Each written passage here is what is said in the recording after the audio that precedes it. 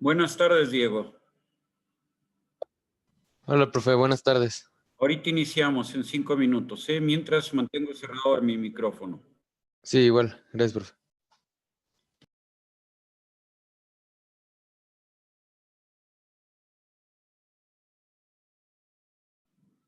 Buenas tardes, Saúl. Buenas tardes, profesor.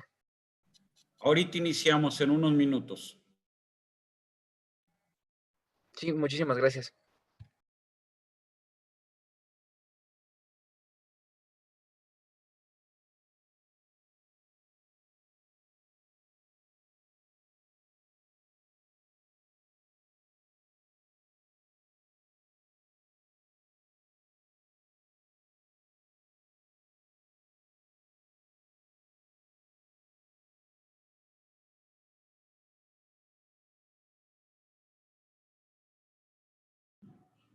Buenas tardes, Aragón.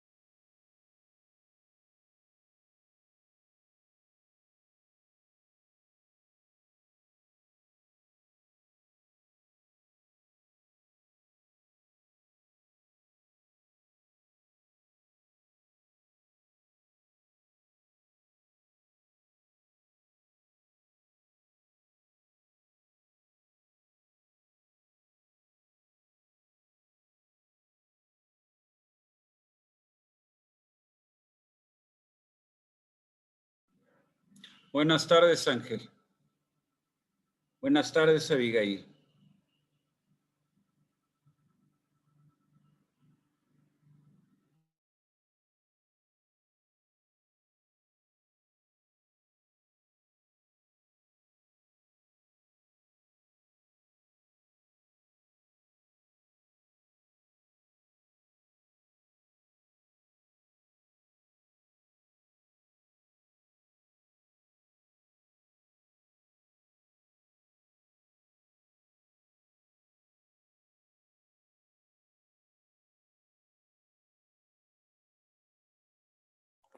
Hola, profesor, buenas tardes.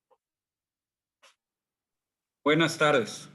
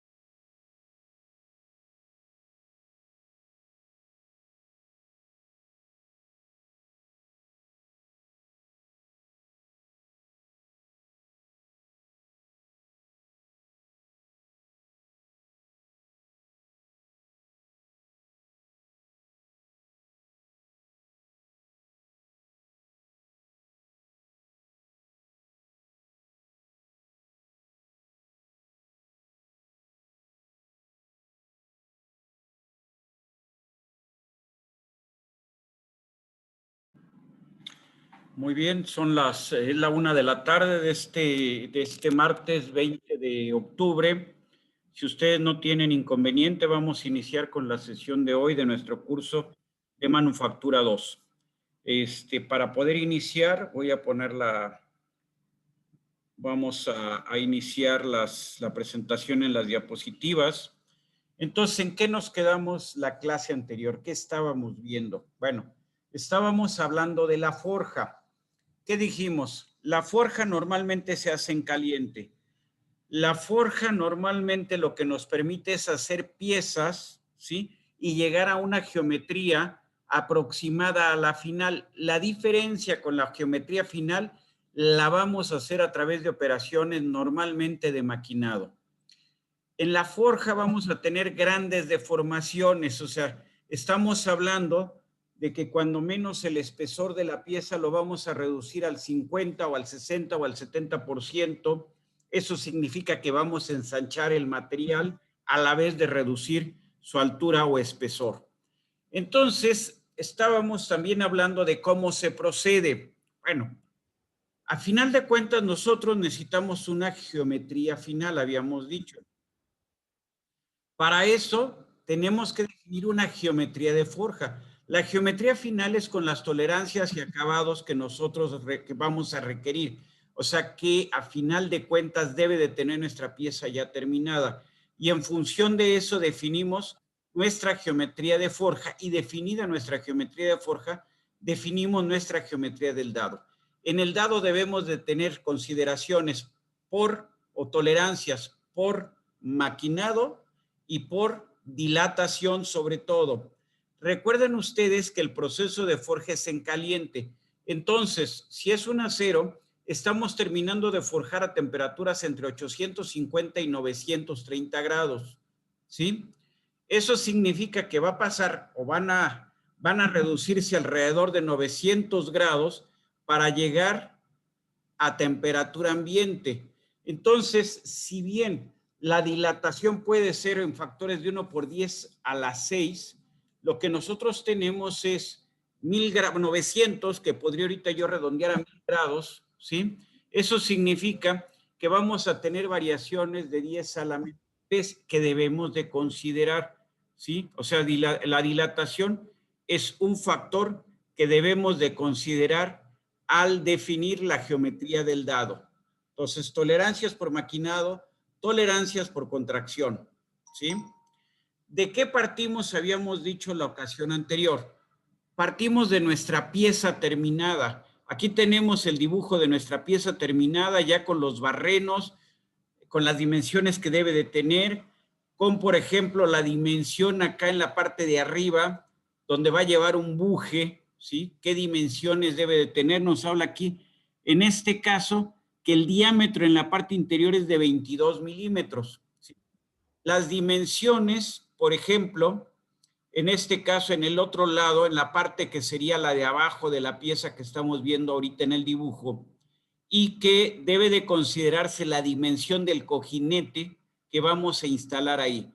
En un lado instalaremos un buje y en otro lado instalaremos un cojinete. Es evidente la pieza que tenemos ahí, es una biela. Entonces es clarito dónde vamos a maquinar.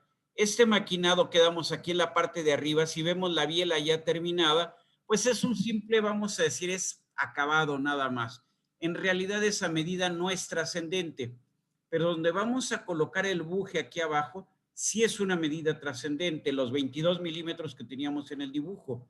Debe de ser lo suficiente, vamos a decir, debe de tener una tolerancia adecuada para que cuando coloquemos el buje entre a presión, porque si no el buje empezaría, si no entra a presión, va a estar jugando dentro del agujero en donde va. Lo mismo en el otro lado, que vamos a colocar unos cojinetes, ¿sí? Entonces, esas son las medidas fundamentales. ¿Cuáles otras son? Las del barreno y la del plano de separación entre las dos piezas que conforman la biela. Todo esto ya lo habíamos visto. Entonces habíamos dicho, pasamos de nuestro dibujo, ¿sí? Del dibujo que nos manda el diseñador, ya aprobado ese dibujo, y de ahí nosotros, desde la perspectiva de nuestro curso, tenemos que definir la fabricación. La fabricación ya dijimos que es forja, ya dijimos que es un acero, por ejemplo, 4140 o 1045. esta pieza de acero, ¿cómo la vamos a fabricar? La vamos a fabricar por forja. ¿De qué vamos a partir? Voy a decir de una barra de 38, de 40 o de 45 milímetros de diámetro y de la longitud, cuando menos, igual a la que tendrá al final la pieza. Normalmente yo diría que la longitud de la barra va a ser mayor que la longitud de esta pieza, ¿sí? Y luego de eso ya tenemos nosotros, una vez definido cómo vamos a fabricar, bueno, y que esté aceptado eso, mandaremos entonces fabricar el dado para ya proceder a la producción. Es lo que habíamos quedado, ¿sí? Muy bien. Entonces, para poder definir con mayor precisión el dado, tenemos herramientas que son de mucho valor, como son las paqueterías que modelan el flujo del material durante la forja. Esto nos va a indicar qué punto se va a presentar mucho desgaste o desgaste acelerado, qué puntos son difíciles de llenar y tendremos entonces que modificar para no sobrecargar los dados y sobrecargar la máquina. Entonces, para eso nos sirven los modelos. Son modelos lo suficientemente complejos como para que no tengan solución analítica. Entonces, todos los modelos que tienen solución numérica. Entonces, ¿cómo lo podemos resolver? Si es solución numérica, no nos queda más que elemento finito. No hay de otra. Muy bien. Hay un montonal de paquetes que pueden hacer esto, pero el paquete por sí mismo no va a hacer nada. Si nosotros no entendemos qué pasa en el proceso, el paquete no hace maravillas, no piensa por nosotros. Muy bien. Entonces, la experiencia, bueno, pues solamente la dan los años. Sin embargo, podemos ir transmitiendo lo que conocemos al respecto para tener un punto del cual vamos a partir. Hay cosas que ni siquiera son de experiencia, son de lógica.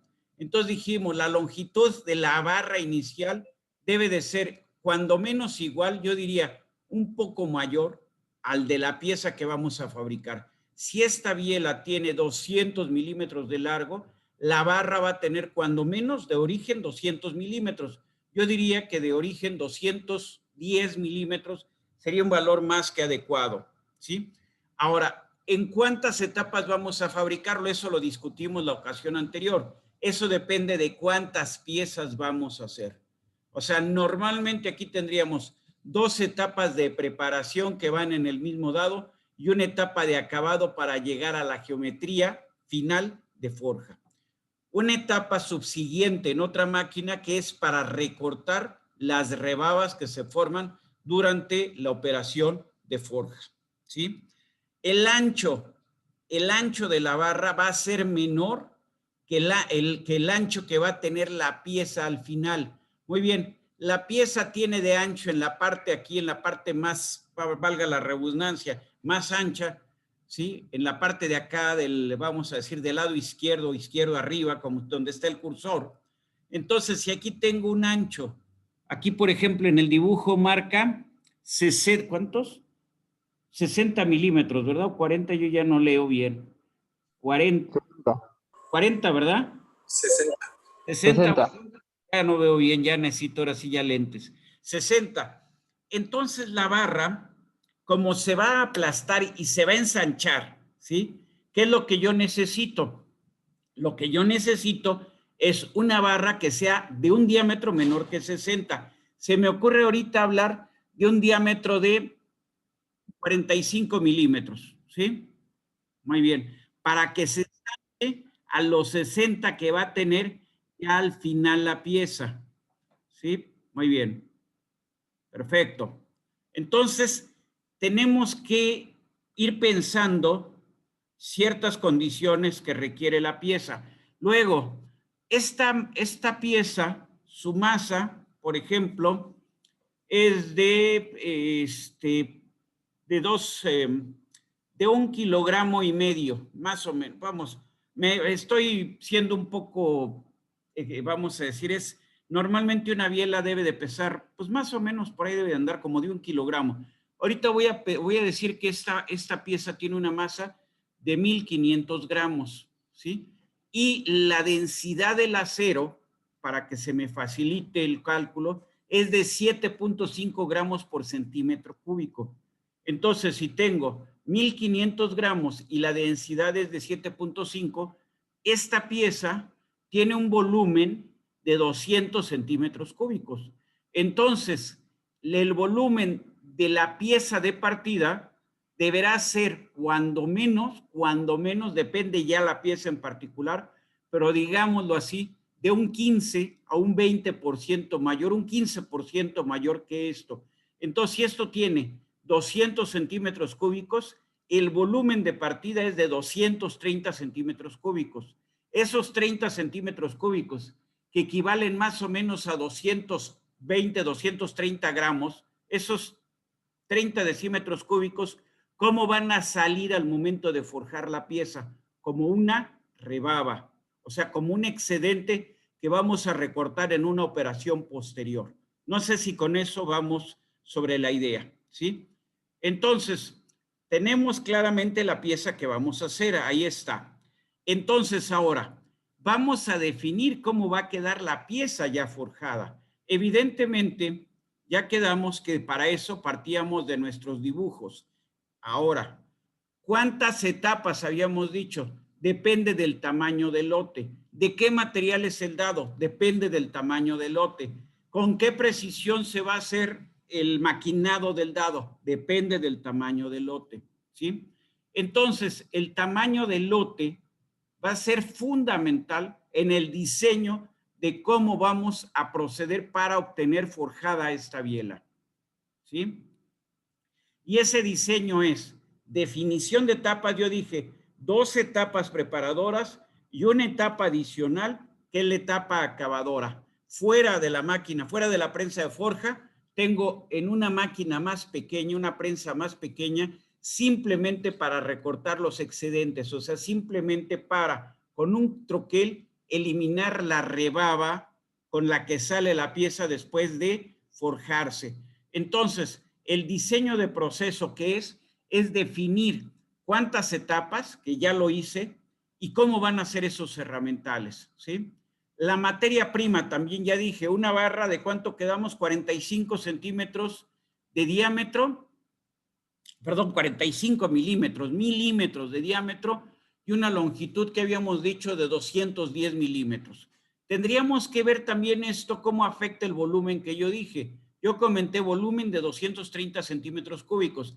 Entonces tendríamos que ajustar, sobre todo en el ancho, porque ahorita lo hice, vamos a decir, considerando las dimensiones aproximadas. No hice ningún cálculo, simplemente viendo qué medidas tenemos. Entonces, seguramente tendremos que ajustar ese diámetro que yo dije de 45 a un valor menor para que se tengan esos 230 centímetros cúbicos de la barra de salida. Las etapas intermedias, ¿cómo van a ser? Vamos a tener espesores mayores y anchos menores, ¿sí? Muy bien. Y entonces ya para llegar a un producto final. Normalmente esto haremos, aunque se tenga el mejor de las paqueterías para hacer el análisis, definiremos una geometría, vamos a decir, aproximada, una geometría ideal o una geometría que aparentemente va a funcionar, pero nada funciona hasta que lo probamos. Entonces, ¿qué tendremos que hacer? Montar el dado en la máquina y ver cómo salen las piezas. Y en función de eso, hacer ajustes al dado, y también eso va a ir alimentando nuestra propia experiencia para los posteriores diseños que se tengan que hacer, ¿sí? Muy bien. Una vez que ya está ajustado el dado, ahora sí podemos liberarlo, ya como ingenieros responsables de la manufactura, a la producción, ¿sí? Muy bien. Todas estas son las etapas que fuimos siguiendo, o sea, pasamos, a final de cuentas, de los dibujos hasta nuestra pieza final, ¿sí? Ya quedamos de nuestras restricciones, tamaño de lote. Esto es importantísimo, la fecha de entrega. Si estamos compitiendo contra los chinos, el problema es que los chinos, a pesar de que están, no sé, a 8,000 o 9,000 kilómetros, las fechas de entrega que ellos dan normalmente son muy cortas. Entonces nosotros, si nos vamos a quedar con la fabricación de este dado, tenemos que considerar al detalle en el tiempo en que vamos a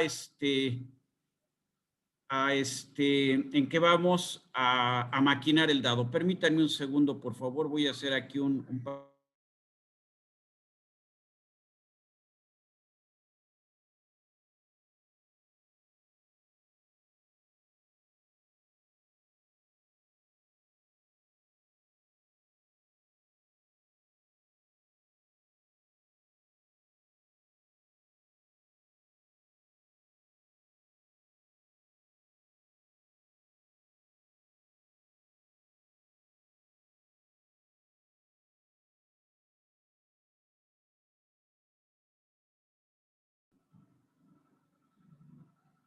Regresamos entonces, continuamos.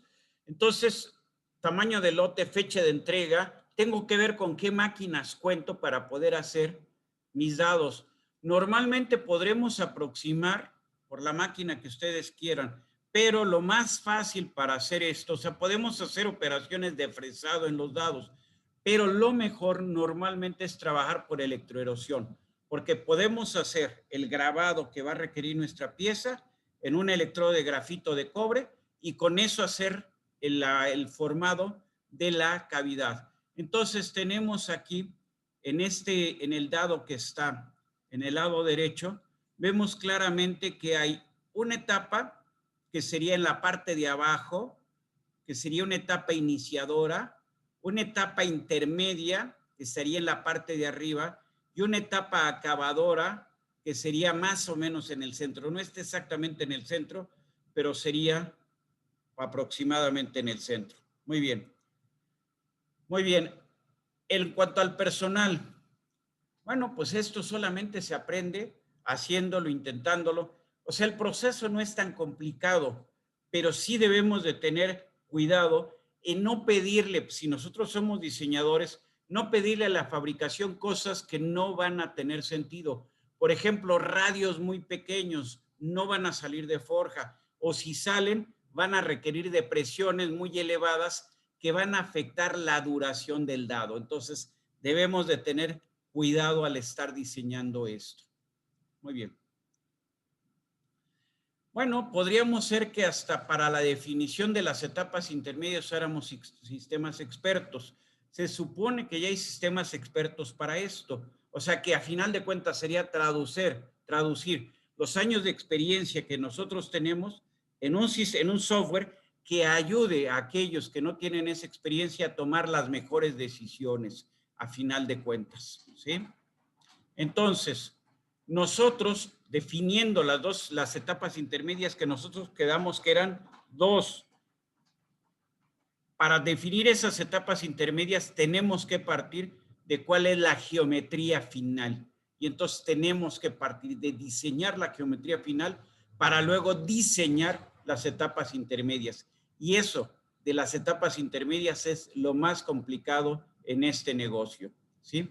Ya habíamos hablado de la simulación. Entonces, a final de cuentas, hacemos la simulación y vemos dónde son los puntos en donde se nos va a enfriar el material al estarse forjando, dónde son los puntos en donde vamos a tener máximos esfuerzos. Máximas solicitaciones nos representan también efectos de abrasión, efectos de desgaste. Entonces, ¿dónde vamos a tener desgaste? Entonces, esta simulación no solamente nos va a dar la carga necesaria para el proceso. En este curso, ¿qué es lo que yo aspiro? Nada más a saber cuánto es la carga, pero la carga es una variable sí importante, pero no es la única. La variable más importante es cómo fluye el material. O sea, a final de cuentas, yo tengo un bloque de material y al aplicarle la presión, quiero ver cómo va a fluir este material. O sea, cómo se va a deformar, no sé si queda la idea. O sea, qué tanto se va a ensanchar al momento de que yo lo esté aplastando. No sé si queda así la idea. ¿Sí? ¿Qué tanto se ensancha? Porque desde luego que esto se ha ensanchado. Entonces, esta pieza se ha ensanchado. Pero ¿qué tanto se ensancha? Esa sería la cuestión. ¿Qué tanto se ensancha al momento que nosotros le estamos aplastando el material? No sé si hasta ahí vamos en orden todos. ¿Sí? Profe, dígame usted. ¿esto se vendría relacionando con el análisis de elementos finitos? Desde luego, esto todo se hace, el modelado, la simulación numérica, tiene que ser por elemento finito. Ahora bien, la mayoría de las paqueterías que ustedes conocen, lo que hacen es dibujar y del dibujo, por ejemplo, pueden hacer análisis de solicitaciones, pero ¿en dónde? Suponiendo que la pieza está trabajando. O sea, nosotros tenemos un elemento mecánico, el que fuera, y lo que vamos a hacer es analizar este elemento bajo las cargas a las que está trabajando. Pero todo elemento mecánico, ¿a qué cargas trabaja? Trabaja a cargas en el rango elástico. ¿Y aquí en qué rango estamos hablando? ¿Estamos hablando de rango elástico? No, No, plástico, ¿verdad? ¿no? No, tiene que ser rango plástico, deben de ser deformaciones permanentes. ¿Cuál es el Ok. problema? En el rango elástico que usábamos para describir la relación del esfuerzo con la deformación, usábamos la ley de Hooke generalizada. ¿Estamos? Y la ley de Hooke, ¿qué es? Lo que nos dice, nos da una relación lineal del esfuerzo con la deformación. Y al decir lineal, lo que nos está diciendo que para cada elemento, para cada valor de esfuerzo hay una y solo una deformación. Pero la deformación plástica, primero, no es infinitesimal como la elástica, sino es finita. Segundo, hay un problema que es el flujo de calor. Tercero, en la deformación plástica no solamente depende de la temperatura, depende de la rapidez de deformación. Entonces, tenemos deformaciones finitas, tenemos variaciones de temperatura, tenemos efecto de la velocidad de deformación. Traducción rápida. Entonces, los procesos de deformación plástica son no lineales. ¿Y eso qué representa? Representa que todas las paqueterías que ustedes usaron en sus cursos o que les dicen o que les recomiendan en sus cursos de diseño de elementos de máquinas, por ejemplo, en diseño de máquinas, pues ya no tienen sentido cuando estamos en conformado. ¿Por qué? Porque normalmente no operan. Entonces necesitamos paqueterías que van a trabajar bajo consideraciones de conservación de volumen, pero ahora efectos de temperatura tiene que tomarlo en cuenta, efectos de velocidad de deformación y efectos de deformación. Los tres elementos los tenemos que considerar. Y entonces, insisto, tenemos que hacer el análisis de flujo, tenemos que hacer el análisis de transferencia de calor y todos ya llevaron su curso de ciencia de materiales. Entonces, yo tengo la pieza, pero no solamente es la pieza como era originalmente y cómo la estoy dejando al deformarla. No solamente es eso, ¿sí? No solamente es qué pasa con esta pieza cuando yo la deformo, sino, aparte de eso, es qué microestructura va a tener. Las propiedades mecánicas de un material, ¿de qué dependen? Díganme ustedes. ¿De qué dependen? Ustedes, De su estructura, ¿no? de su estructura cristalina, desde luego. Entonces, vamos a decir que para hacer un análisis de estos, también es interesante saber cuál ser la microestructura. No solamente saber que la pieza la puedo hacer, sino saber cuál es la microestructura que va a tener al final esa pieza. Entonces, normalmente vamos a decir, hay algunas paqueterías que traen módulos para poder trabajar en el rango plástico. Por ejemplo, nosotros en UDIATEM lo que usamos es Abacus, ¿sí? Desde hace 10 años o más. Entonces, puede trabajar rango elástico, puede trabajar rango plástico, podemos trabajar hiperelasticidad, o sea, es una paquetería que puede manejar condiciones muy diversas. Muy bien, hay otras paqueterías que solamente trabajan o que se usan exclusivamente para deformación plástica. Pero también, siempre que utilizamos una paquetería, ¿qué es lo que decimos? Bueno, si basura metemos, basura sacamos. Entonces, tenemos que estar muy conscientes de cuáles son las limitantes de cada una de las paqueterías al estar trabajando. Y tenemos que estar muy conscientes nosotros de qué es lo que está pasando con el material al estar trabajando. No sé si con esto vamos caminando de la mano. Entonces, siguiente imagen, ¿qué tenemos? Un dado para forja, ¿sí? ¿Qué pieza es? No tengo ni la más remota idea. Esto lo tomé de un fabricante de dados. Primero, ¿qué observaría yo? El acabado. Es un acabado de alta calidad, es pulida las piezas. ¿Por qué? Cuando estoy forjando, ¿qué limita el flujo de mi material, mi deformación plástica de mi material? Lo El dado. delimita, entre otras cosas, a ver qué fue lo que me dijo Aragón. El dado. El dado, la fricción del material con el dado. Y la fricción es una variable bien compleja de, evidente, el acabado del dado, pero también es función de los dos materiales en contacto, dado y el material que estoy forjando. Es función también de la temperatura y también le influye la velocidad de formación. Entonces, normalmente para nuestros cursos, al nivel de nuestros cursos, consideramos que la fricción es, perdón, no la fricción, el coeficiente de fricción es constante. La realidad en la práctica no es así. Entonces, realmente, ¿con qué estamos trabajando? Con coeficientes de fricción promedios, ¿sí? Muy bien.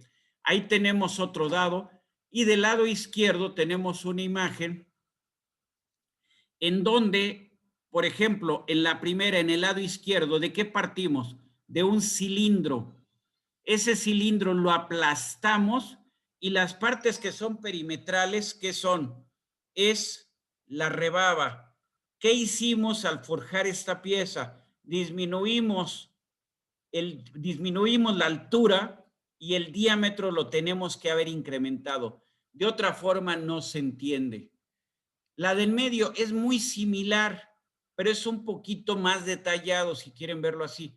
¿Qué hacemos? Reducimos la altura y ensanchamos la pieza. Muy bien.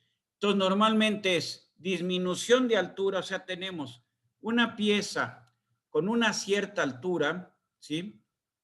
Tenemos una pieza con una cierta altura que posteriormente, por efecto de la forja, ¿qué va a hacer? Entonces tenemos una pieza con una cierta altura que por efecto de la presión que vamos a tener, la vamos a aplastar, vamos a disminuir su altura y al disminuir su altura, ¿qué vamos a aumentar? Su ancho, ¿no? Disminuimos la altura y aumentamos el ancho.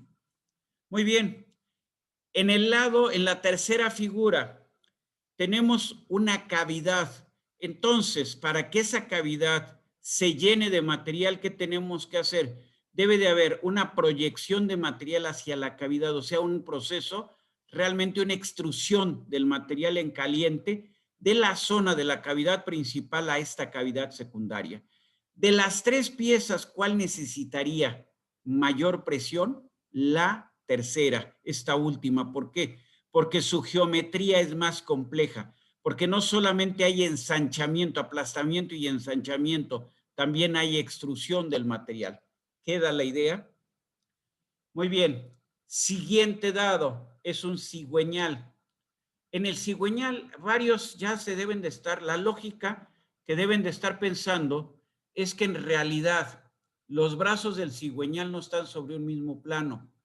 Si no están ahí, parece que los brazos del cigüeñal estuvieran sobre un mismo plano, pero en la realidad no es. ¿Eso qué significa? Que después de forjar el dado, después de obtener el cigüeñal, tenemos que darle una torsión para desplazar los brazos del cigüeñal a los ángulos en donde necesitamos o a los que debe de operar este. ¿Sí? Muy bien. Ejemplo. Teníamos nosotros la pieza, era lo que hemos utilizado para ejemplificar toda esta parte del curso, es una biela. Entonces la biela debe de salir con una rebaba. O sea, la biela aquí se ve, es lo que está, vamos, la cavidad es lo que está en azul. La biela es lo que está en verde, pero no va a salir exactamente el perfil de la biela, sino sobre lo que tenemos en azul hay una zona perimetral, que eso es el cordón de rebaba, ¿sí? Entonces tenemos, el material se aplasta, al aplastarse llena la cavidad y solamente una vez que alcanza la presión necesaria para llenar las partes más intrincadas de la cavidad, hasta ese momento el material sobrante se va a ir hacia lo que conocemos como rebaba. Entonces, ¿la rebaba qué es? ¿Es un desperdicio de material? No. Es una región que actúa como una válvula checa al momento de estar forjando, de tal manera que solamente el exceso de material se va a desplazar hacia la rebaba cuando garanticemos el llenado de la pieza. Entonces, hacia la rebaba se va el material, o hacia el cordón de rebaba se va el material sobrante en la forja de la pieza. Muy bien. Quedamos que por forja vamos a hacer piezas críticas. A ver, ¿por qué las llaves, las que conocemos como llaves españolas, cuyo nombre correcto es llaves de boca? A ver, todos conocen, a ver, conocemos las llaves de bocas, conocemos las llaves de estrías, conocemos, por ejemplo, ¿qué más? Bueno, vamos a llamarle las llaves, los que se conocen vulgarmente en México como pericos, que son llaves de boca ajustable, ¿sí? Una cosa es el argot y otra cosa es los nombres. Bueno, aquí ¿qué tenemos? Unas llaves de boca, ¿sí? De la medida que fueran. ¿Qué estamos viendo ahí? Estamos viendo el dado. Ustedes para hacer esta llave, ¿de qué partirían? Yo partiría de una solera, de un espesor mayor que el de la llave y de un ancho menor que el de la llave, ¿sí? ¿Cuántas etapas vemos? Bueno, veo lado izquierdo hay una etapa, lado derecho hay otra etapa y en el centro tengo ya la fábrica, vamos a decir la etapa de acabado. Vemos la llave cómo queda. Pues la llave al terminar de forjar no se parece a lo que va a quedar. ¿Por qué? Porque tenemos toda la rebaba, todo el material excedente. ¿Y dónde está todo el material excedente? En la región perimetral de la llave. ¿Estamos de acuerdo? Ustedes me dicen. ¿Sí? Sí. Sí. Muy bien. Sí, profe. Muy bien. Gracias. Bueno, aquí tengo otros dados. Es claro que en este caso la pieza no va en un solo plano, sino va cambiando el plano. O sea, está como en una onda esto.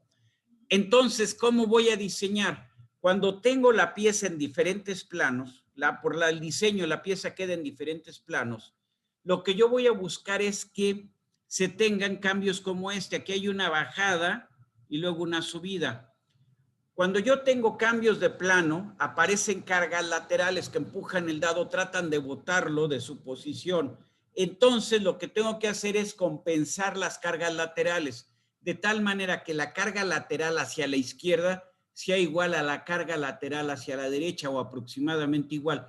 Con eso, ¿qué garantizo? Que el dado no se tiende a mover sobre la prensa, ¿sí? A pesar de que lo fijemos muy bien, si hay fuerzas laterales, podemos tener problemas por movimiento del dado y eso puede causar el rechazo de la pieza. Seguimos con nuestro caso típico. Nuestro caso típico, ¿qué fue? Fue la biela, ¿sí? Aquí tenemos una preforma. Esa preforma, ¿se hizo necesariamente en forja? No. Esto se hizo en algo que se llama, bueno, a lo mejor me van a criticar porque es una forja con rodillos. O sea, esta primera etapa no se hizo en una prensa, sino en algo que parece una laminadora. O sea, son rodillos que no son completos, o sea, no son 360 grados. Y donde hay cambios vamos a decir, cambios en el ancho y en la separación de los rodillos. De tal forma que al meter una barra que originalmente tenía un diámetro uniforme, que hagan los rodillos, lo vayan estirando esa barra y entonces, por ejemplo, en este caso, dejen del lado derecho una mayor cantidad de material que del lado izquierdo. ¿Por qué del lado derecho una mayor cantidad del material? Porque así lo voy a necesitar al momento de forjar. Entonces, en este caso, lo que nos están diciendo de esta empresa es que podemos optimar. Parecen igual las dos imágenes, pero si se fijan no lo son. Entonces, al optimar, ¿qué diferencia ven ustedes entre la imagen que nos habla de una geometría inicial de la preforma y la imagen de la derecha que nos habla de una geometría optimada de la preforma? ¿Qué diferencia ven ustedes? en los dibujos que ahí están. El material excedente en el cuello de la biela es menor, entonces pues puedes Así ahorrar es. poquito por ahí. Así es. Si el material excedente es menor, el costo de fabricación, ¿cómo va a ser? Consecuencia. Menor. Desde luego. Entonces, el optimar tiene que llevar, a ver, en la forja, yo tengo que minimizar dos parámetros. Uno, la carga. Dos, la cantidad de material. Aquí que estamos optimando, o sea, no nos están diciendo de otra cosa, nos están diciendo que van a optimar el material. Entonces eso nos representa un ahorro. Si estamos compitiendo de nuevo contra los chinos, cada centavo que ustedes ahorren al forjar la pieza puede ser la diferencia en que les den un contrato de 500,000 bielas o se queden nada más mirando, ¿sí? Entonces, a final de cuentas, nos estamos jugando la chamba y todo lo que hagamos por hacer más eficiente nuestro proceso, pues nos va a garantizar nuestra chamba y un mejor salario al corto, al mediano y a largo plazo. ¿Sí? Muy bien. A final de cuentas, la paquetería, ¿qué hace? Me ayuda con esto, ¿sí? Y entonces, a final de cuentas, los códigos de colores, ¿qué me representan? Me pueden representar, por ejemplo, aquí el código de colores está hablando de cargas. ¿Dónde tengo las cargas máximas? En lo que es la parte más delgada de la biela, o más que delgada, más angosta de la biela. ¿Dónde las presiones son menores? En la parte más ancha, ¿sí? Muy bien. En la parte donde no estoy forjando, pues prácticamente ahí las presiones no son, vamos a decir, no son muy altas. ¿En dónde tengo también las mayores presiones? Sobre la rebaba, en la parte del cuello de la biela, ¿no? Ahí tengo las mayores presiones. Entonces yo ya puedo jugar y puedo aumentar el ancho de la rebaba en esta zona, pero al aumentar el ancho, ¿qué puede suceder? Que ya no llene la pieza. Entonces, puedo aumentar, puedo disminuir puedo aumentar el espesor de esta rebaba y disminuir la carga en esta zona, en la zona de la, vamos a decirle, el cuello de la biela. Pero si no llena la biela, la propuesta que hice no sirve. Lo primero que tenemos que hacer es que la biela se forme correctamente, o sea, que llene el dado. ¿Sí? Muy bien. A ver, déjenme ver que aquí ya se me trabó mi máquina. Ya no quiere avanzar. Ahí está. Muy bien. Ya quedamos los análisis que se iban a hacer. Muy bien. ¿Qué podemos hacer con las herramientas que tenemos? ¿En qué están ustedes? Cuarto año, ¿no? Con las herramientas que tenemos. Bueno, pues vamos a hacer algo muy sencillo. Vamos a trabajar en condiciones de forja libre. Es lo que podemos hacer en este curso con las herramientas que tenemos ahorita. Muy bien. Y entonces, normalmente, ¿qué es lo que vamos a hacer? Aplastar nuestro material. Normalmente, ¿cómo vamos a considerar que son las herramientas? Son de forma simple y preferentemente que son planas como tenemos del lado izquierdo. Entonces, ¿qué es lo que vamos a hacer? Vamos a partir de una pieza que es, vamos a hacer una especie de placa, o sea, lo que tengo es algo como esto, ¿sí? ¿Y qué es lo que voy a hacer? Esto lo voy a aplastar, ¿sí? Y voy a ensanchar y alargar la pieza al momento de estarla forjando. No sé si hasta ahí queda bien. Entonces, ¿qué vamos a hacer? Cosas como estas imágenes corresponden a forja libre de lingotes de acero, ¿sí? Muy bien. Cuando trabajamos en forja, podemos trabajar piezas que van desde unos cuantos gramos hasta piezas de decenas de toneladas. Vean ustedes con cuidado y chequen la imagen y vean que hay una persona en el lado izquierdo, atrás del lingote, se ve claramente una persona que está observando el proceso. No sé si ya la alcanzaron a visualizar. O sea, este lingote lo ven claro en rojo. Del lado izquierdo abajo se ve que una persona ahí está observando el proceso. ¿Cómo es el lingote con respecto a la persona? ¿Y cómo es la máquina? Pues enorme, ¿no? Enorme. Muy grande. Es muy grande, enorme, todo esto se lo sé. ¿Sí? Esta es una máquina que debe ser de 40 o 50,000 toneladas. O sea, ustedes dicen, ¿existe eso? Sí, sí existe eso. Para hacer a lo mejor los rotores de los rotores para una turbina, por ejemplo, pudiera ser, o para hacer grandes elementos mecánicos, por ejemplo, muchas estructuras todavía, yo creo que en la actualidad se sigue utilizando, muchas estructuras para los blindados se hacen forjadas. ¿Por qué? Porque es lo que les puede dar la resistencia que ustedes necesitan, o sea, continuidad en la estructura. Por ejemplo, estos rodillos, que son rodillos de laminación, ahí ya están maquinados, pero ¿cómo se hicieron? Se hicieron por forja, y cada rodillo a lo mejor les pesa de 2 a 3 toneladas a las dimensiones que están ahí, a los que se ven ahí. Aquí se ve otra máquina no tan grande como la primera, una máquina china, una máquina más sencilla. La primera es una prensa hidráulica, insisto, de 40 o 50 mil toneladas, que está forjando un lingote que tranquilamente debe de ser de más de 10 toneladas, ¿sí? Aquí tenemos la forja de un lingote cuadrado mucho más pequeño y tiene un manipulador del otro lado. ¿Para qué? Igual que si lo hiciéramos con la mano, como lo hacía el herrero, iba girando la pieza y le iba dando con el martillo. Esta máquina va a hacer exactamente lo mismo. Lo que va a aplicar es presión. Hay dos tipos de máquinas para la forja: martillos, que trabajan o deforman por impacto. O sea, tengo mi material y ¿qué es lo que voy a hacer? Lo que voy a hacer es darle un impacto y formarlo. No sé si está la idea. Eso es un martillo. O sea, son máquinas que trabajan a alta velocidad de deformación. ¿Cómo va a ser la deformación en un martillo? Es no uniforme.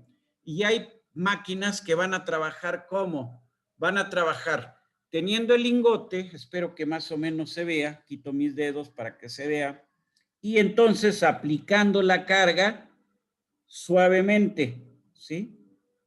Entonces, cuando la carga se aplica suavemente, no por impacto, ¿qué es lo que tenemos ahí? Lo que tenemos es una prensa. Entonces, tenemos prensas y martillos o martinetes, ¿sí? Muy bien. Lo que tenemos en la figura de la izquierda es un martillo neumático. O sea, lo que tiene es un pistón de aire y lo que hace es levantar y empujar la masa. Ahí se ve clarito el ariete y entonces golpear el material que va a quedar aquí donde se ven las calzas de madera, ¿sí? Muy bien. Del lado derecho tenemos una prensa hidráulica. Se ve claramente que tiene un bastidor con 4 barras guía, ¿sí? Entonces, en este caso, el pistón o los pistones, pueden ser 1 o 2, van sobre el centro, sobre el centroide de la placa y son los que entonces van a empujar el dado contra el material. ¿Para qué sirven las 4 guías? Pues para evitar que esto tienda a moverse, o sea, para que baje completamente recto. Muy bien. De nuevo, un martillo o martinete neumático, en este caso de bastidor abierto, es para piezas grandes. Del lado derecho, una prensa mecánica muy antigua, ¿sí? En este caso, ¿qué observan ustedes? El motor eléctrico, unas bandas que reducen la velocidad rotacional del motor eléctrico hasta este volante que está aquí arriba. Ese volante va en el mismo eje que estos dos discos. En verde se ve del lado derecho un disco y del otro lado se ve otro disco. Realmente, ¿qué es lo que trabaja? Lo que trabaja es el volante que está en el centro, que está en naranja, que está sobre el eje de la máquina. Muy bien, esta máquina trabaja exactamente como trabaja una tuerca y un tornillo. O sea, a final de cuentas, si la tuerca gira, pero está fija, el tornillo, ¿cómo pudiéramos decirlo? Sí, si el tornillo gira, ¿qué va a hacer? El tornillo está fijo en su posición vertical y gira. ¿Qué va a hacer? Va a empujar entonces al ariete hacia abajo, dependiendo de qué sentido gira. Lo empuja hacia abajo, o sea, tenemos nosotros nuestra pieza, nuestro bloque a deformar, y entonces el ariete se desplaza hacia abajo o se desplaza hacia arriba, dependiendo de qué, dependiendo de con cuál de los dos discos hacen contacto. O sea, esto se conoce como una prensa mecánica con un accionamiento de tuerca-usillo. ¿Quién es la tuerca? La tuerca es la máquina. ¿Quién es el usillo? El eje, ¿sí? Este volante que está aquí en naranja, ¿qué es lo que hace? Gira en sentido horario o en sentido antihorario. Y en función de eso, el usillo sube o baja. La carga que va a generar esta máquina, ¿de qué depende? Del tamaño de los volantes que tengan aquí. O sea, vamos a convertir energía cinética ¿en qué? La vamos a convertir en la energía o en el trabajo necesario para deformar nuestro material. No sé si queda la idea de cómo trabaja esta máquina. Ustedes me dicen, ¿se entiende? ¿No se entiende? Son máquinas muy antiguas, pero que van, si ustedes se van a manufactura, ustedes van a una planta de forja, es muy factible que las sigan viendo estas. ¿Por qué? Porque estas son máquinas que no están hechas para durar ni 1, ni 2, ni 3 años. Son máquinas que están hechas para durar, mientras que económicamente sea rentable su uso, para durar 50, 60 o más años, ¿sí? No sé si con esto queda la idea. Las dos máquinas que se ven en la figura de la derecha son iguales, son prensas mecánicas con accionamiento tuerca-usillo. Muy bien. Aquí tenemos otra prensa, una prensa hidráulica de 2 pistones. ¿Qué viene siendo? ¿Dónde se monta el dado? Se monta sobre la herramienta o sobre el elemento, o vamos a decir sobre el elemento que está pintado aquí en naranja. Normalmente se monta con un sistema de guías para evitar de que se mueva, se llegue a desplazar el dado durante el trabajo. ¿Qué tipo de prensa estamos viendo? Una prensa hidráulica, ¿sí? Martillo, el lado izquierdo, prensa, mano derecha, lado derecho, la prensa del lado derecho tiene un manipulador que le permite a la barra ir girando, fíjense, tiene un manipulador que va rotando la barra y tiene una cadena, tiene con una grúa, están deteniendo la barra para que no vaya a haber problemas por flexión, por efecto del propio peso de la barra, ¿sí? Muy bien. Hasta este punto vamos todos de acuerdo, se entiende lo que hemos indicado, no se entiende. Ustedes me dicen. Sí, profe. Profe, todo bien. Bien, Todo seguimos. bien, profe. Gracias. Seguimos. ¿Se puede forjar con rodillos? Sí. Lo que pasa es que en este caso el rodillo, si lo quieren ver así, gira excéntrico y puede tener un grabado. Por ejemplo, lo vemos del lado derecho abajo, ¿sí? En el lado inferior derecho. Entonces, lo que vamos a hacer es que una barra que tenemos ahí, la vamos a adelgazar. Se ve claramente que el diámetro a la salida de estos rodillos es menor que el diámetro a la entrada, pero en una sección que hicimos, lo que hicimos fue ensanchar el material. O sea, se ve claramente que en la punta de la barra hay un ensanchamiento. Entonces, la forja con rodillos lo que me permite hacer es modificar la distribución del material, ¿sí? En función del eje longitudinal de este. Normalmente la forja con rodillos, ¿cómo se da? Se da también en caliente. Entonces, arriba a la derecha tenemos la máquina, ¿sí? Abajo a la izquierda tenemos la máquina trabajando para hacer una operación en la cual estamos modificando el diámetro de la pieza, vamos a decir, similar a lo que se ve en la figura del lado derecho. Muy bien. Aquí tenemos de nuevo una pieza ya terminada o ya forjada. ¿Qué es lo que observamos? Observamos claramente todo lo que es la rebaba. Así que es el material sobrante de la forja. Muy bien. Ahora, aquí cambiamos ya la frecuencia totalmente. ¿Qué hemos hecho aquí? Hemos hablado del proceso per se nada más. Quedamos que para hacer un análisis a detalle está bien complicado porque tenemos que calcular deformaciones, tenemos que calcular velocidades de formación, tenemos que considerar temperaturas, o sea, tenemos que considerar ecuaciones de transferencia de calor, ¿sí? Tenemos que considerar entonces también los efectos de la deformación en el material y de preferencia debemos de considerar también la microestructura. Entonces, como todo esto requiere soluciones numéricas, vamos a hacer trabajos muy simples para ir entendiendo de qué se trata. Entonces, ¿qué podemos decir? A ver, la carga de forja, que es la P mayúscula, es igual al esfuerzo de excedencia promedio por la sección transversal de la pieza por una constante, que puede ser desde 1.2 hasta 12. Pero de 1.2 a 12 hay un orden de magnitud.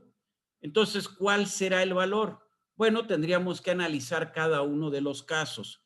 Entonces nos dice, esa constante, si es forja libre, va de 1.2 a 2.5. Si es forja en estampa, pero la geometría es muy sencilla, es muy simple, es prácticamente forja libre, entonces la presión va a ser de 3 a 8 veces el esfuerzo de excedencia, o la constante C va de 3 a 8. Ahora, si vamos a hacer piezas de geometrías complejas, piezas muy delgadas, piezas con cambios de sección, la presión va a irse de 8 a 12 veces el esfuerzo de excedencia. Es el valor de C, ¿sí? Entonces, veamos la pieza. A ver, en la pieza, primero, ¿toda la pieza la estamos forjando a la vez? No. Estamos limitados al ancho de la herramienta, ¿sí? Es lo que podemos forjar. Muy bien. Entonces, vamos a hablar que el ancho de la pieza es W, ¿sí? El ancho inicial, por consecuencia, va a ser W0. Y lo primero que vamos a hablar es de una relación de mordedura. V entre W0. Muy bien. Ahí lo tenemos, no hay ningún problema. ¿Para qué necesito esa relación de mordedura? Bueno, a final de cuentas, la deformación ya sabemos cómo se va a medir. Bueno, pero tenemos 3 ejes, ¿no? Esta es una deformación tridimensional. Tenemos un eje longitudinal, un eje transversal y un eje en espesor, o X, Y, Z, o X1, X2, X3, como ustedes lo quieran ver. Entonces, cuando hablamos de deformación o de rapidez de formación, no estamos hablando de una deformación, sino cuando describimos la deformación, ¿a qué nos estamos refiriendo? La deformación la describimos a través de un tensor de rango 2. Si quieren verlo más sencillo, de una matriz de 3x3, ¿no? Una matriz simétrica de 3x3. Entonces, en realidad, ¿cuántas deformaciones tenemos? ¿Cuántas? 1, 2, 3, 4, 5, 6, 8, 9, ¿cuántas?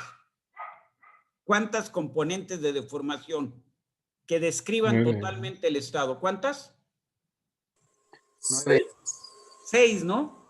Es una matriz simétrica, entonces necesitamos 6 términos. Entonces está canijo, ahí tenemos 6 elementos a calcular. Pero si además consideramos la velocidad de formación, son otros 6 términos, ya tengo 12 incógnitas. Y considero los esfuerzos, otros 6 términos, ya tengo 18 incógnitas. Entonces, como pueden ver, los sistemas, el sistema del análisis no es tan sencillo. Ahora, lo que yo puedo hacer es tomar un valor promedio de la deformación. Ya sé que la deformación la describo en una matriz, pero podría tomar un valor, vamos a decir, un escalar que de alguna manera me represente qué tan intensa es la deformación. Ese valor lo voy a llamar valor eficaz, ¿sí? Luego veremos cómo calcularlo, ¿sí? Y entonces podríamos decir, mira, el esfuerzo promedio, ¿sí?, que tú necesitas para deformar este cuerpo, o el esfuerzo ni siquiera es el esfuerzo para deformar el cuerpo, es el esfuerzo de excedencia promedio, sigma testada, es igual a 1 entre cuánto estoy deformando el cuerpo, integral de epsilon 0 a epsilon f, de k epsilon a la n diferencial de epsilon. Yo sé que esa ecuación no se parece a la ecuación, a la ley de Hooke, ¿sí? Esa ecuación realmente, ¿qué es lo que nos dice? A ver, me voy a cambiar a la pizarra unos minutos y ustedes me dicen si vamos de acuerdo, si todos lo sabemos, me voy más rápido. Muy bien. Entonces, vamos a poner nuestros ejes. Muy bien. Normalmente, ¿a través de qué medimos el esfuerzo de excedencia? ¿A través de qué? Me quedé sordo. ¿Qué valor a través de qué ensayo usamos para medir el esfuerzo de excedencia? Tracción. De tracción. Un De ensayo tracción, de profe. tracción. ¿Sí? ¿Estamos de acuerdo? Entonces, un ensayo de tracción tenemos gráfica, esfuerzo, deformación. Pero en el rango elástico la relación es aproximadamente lineal. Pero ¿qué pasa en el rango plástico? ¿La relación es lineal? No. Aquí tenemos dos rangos. Voy a marcar esto, lo voy a marcar con verde que se ve claramente. Entonces, aquí tenemos, muy bien, aquí así voy a parar, muy bien. Entonces tenemos nosotros, de aquí, del cero, del origen, hasta este valor que tengo, perdón, entonces aquí le doy para atrás y lo pongo así. En este no me gustó, lo hago mejor. Si lo puedo hacer mejor, lo hago mejor. Muy bien. En esta parte, ¿qué es lo que tenemos? Ahí tenemos una deformación elástica. Y en la deformación, aquí, ¿qué decimos en esta región? ¿Qué decimos? Bueno, decimos que aquí se cumple la ley de Hooke, ¿sí? Ahí se cumple la ley de Hooke. Y la ley de Hooke, de manera muy pedestre, que realmente ofende, se dice que sigma es igual ¿a quién? Al módulo de elasticidad por la deformación.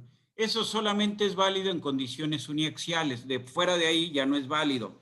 En realidad se deben de acordar ustedes de su curso de medio continuo que les deben de haber desarrollado la ecuación constitutiva para un sólido elástico que era más o menos igual a esto. Lambda por epsilon doble K o E doble K por delta IJ más 2 mu epsilon IJ y que simplemente se expresaba así, sigma 1,1 o sigma X pudiéramos también llamarle, es igual a lambda por epsilon, qué fea epsilon, salió horrible, horrible, horrible, horrible, horrible.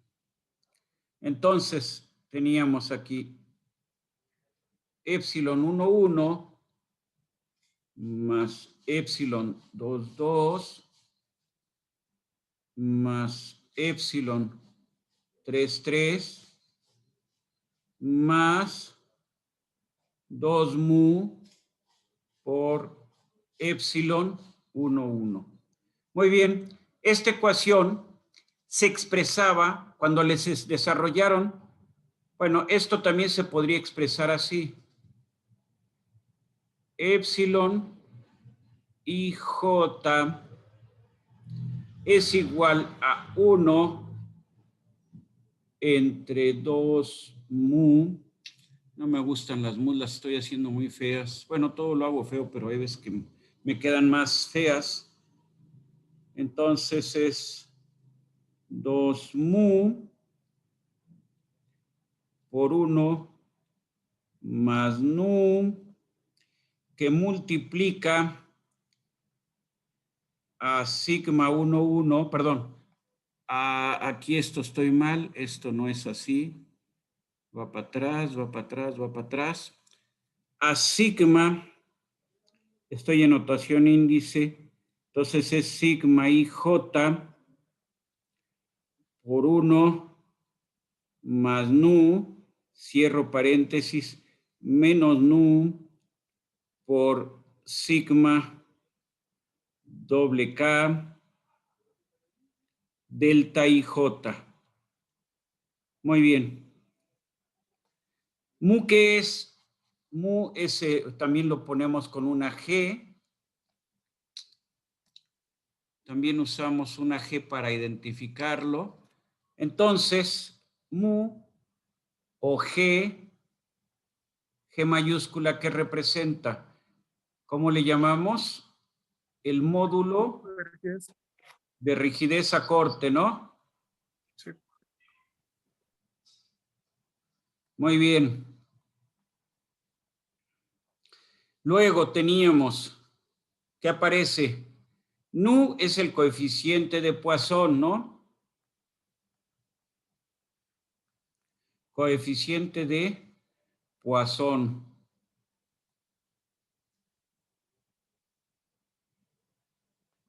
Poisson. ¿Qué más tenemos por ahí?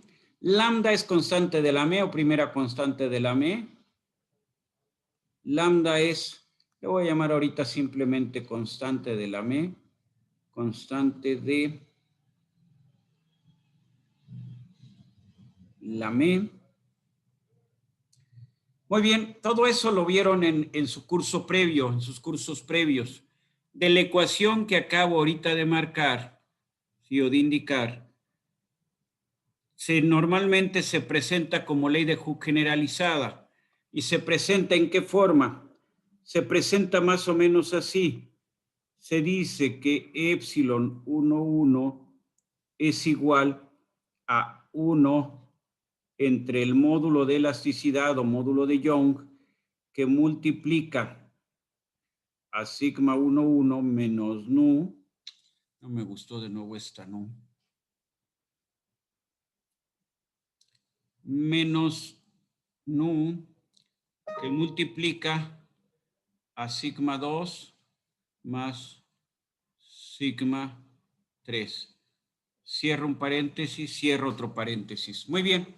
Pero todo esto, a final de cuentas, todo esto es discusión del rango elástico, pero ni siquiera he empezado a discutir el rango plástico.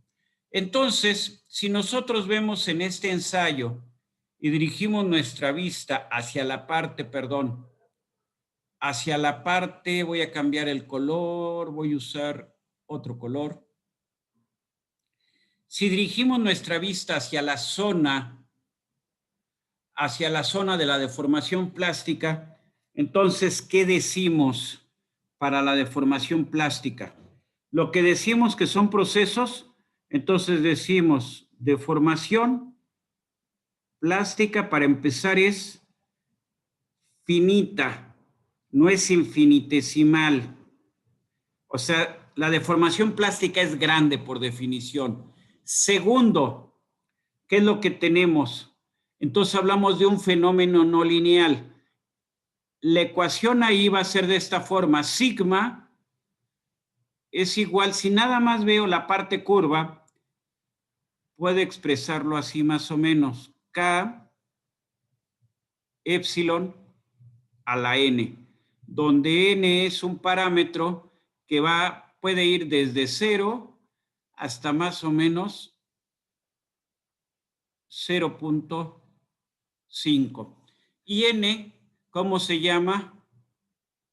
Se llama índice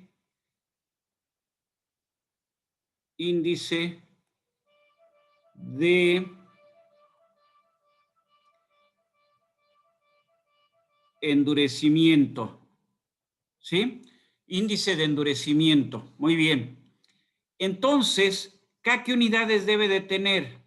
K debe de tener unidades de megapascales. ¿Para qué? Para que el esfuerzo nos dé megapascales.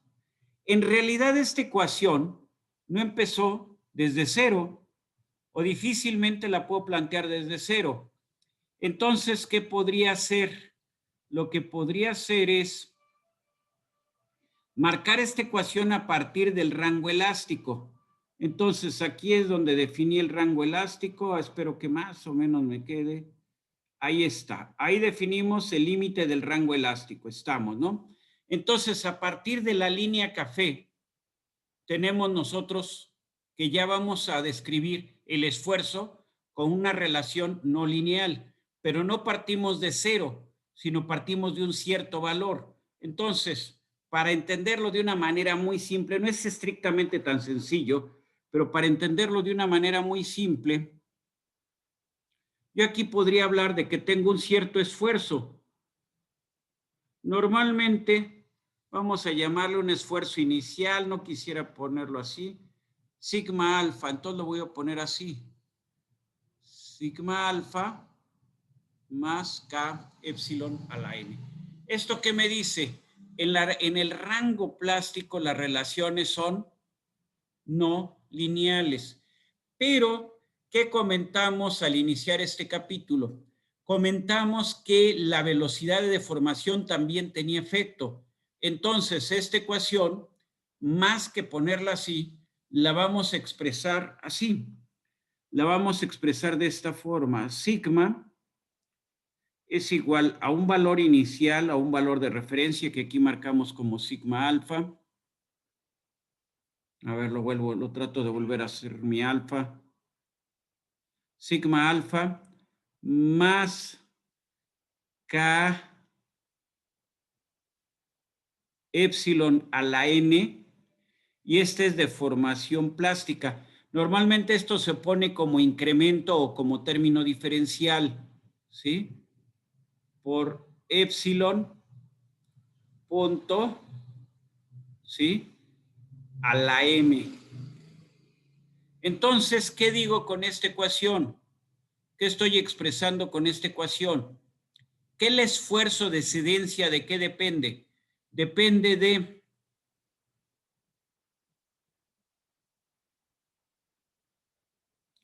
depende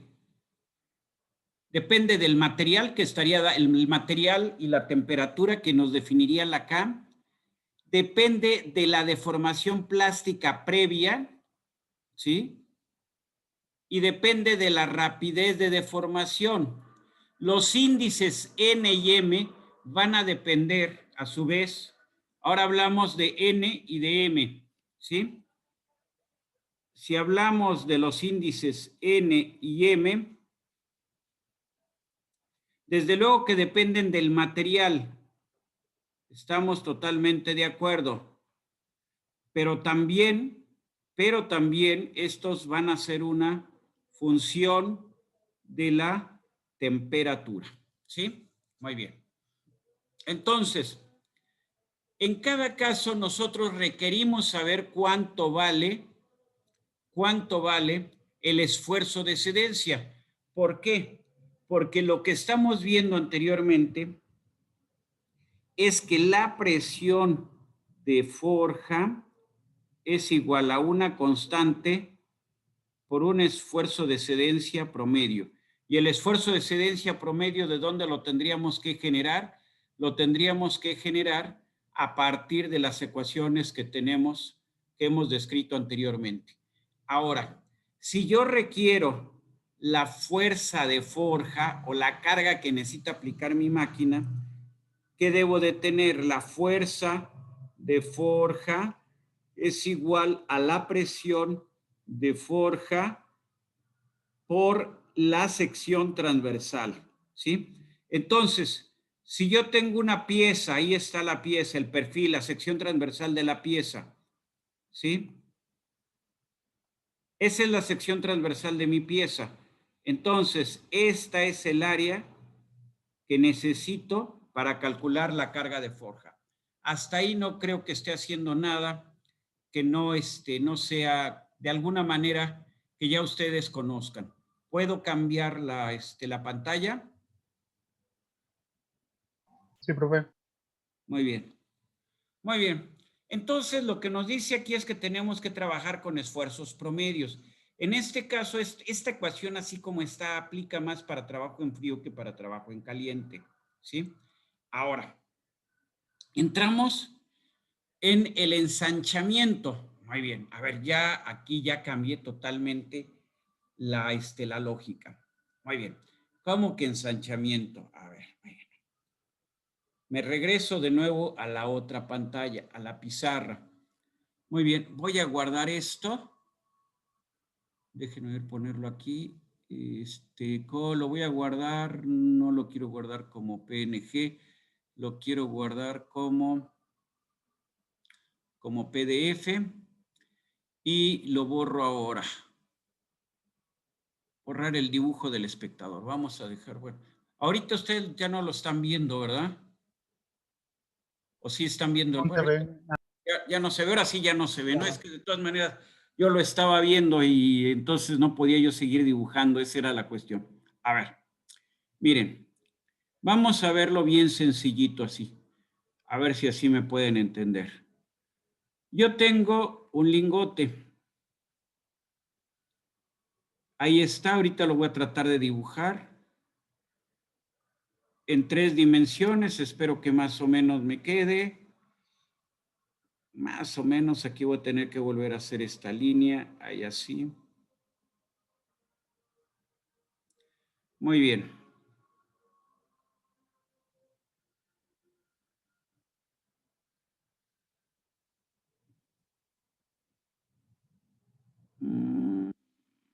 Más o menos por ahí, ¿no?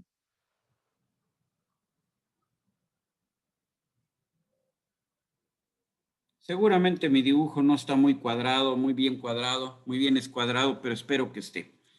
Entonces, esto ustedes lo van a deformar. Voy a poner ahora mi herramienta, la voy a poner en negro, ¿sí? Entonces, mi herramienta la voy a poner aquí.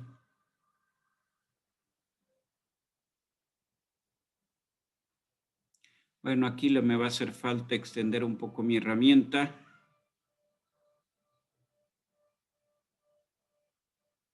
Espero que ahí en negro se vea la herramienta.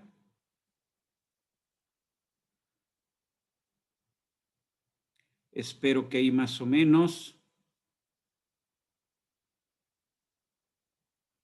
Ahí más o menos.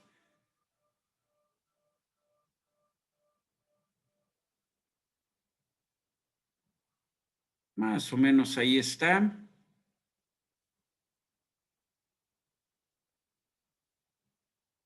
Más o menos, no digo que sea un excepcional dibujo, pero con que me entiendan, con eso me doy por bien servido. Entonces, aquí en negro, ¿qué es lo que tenemos? Lo que tenemos es nuestra herramienta. Ahí está la herramienta. Lo que dibujé fue el dado inferior. Ahora dibujo el dado superior. Pues lo voy a dibujar como por aquí.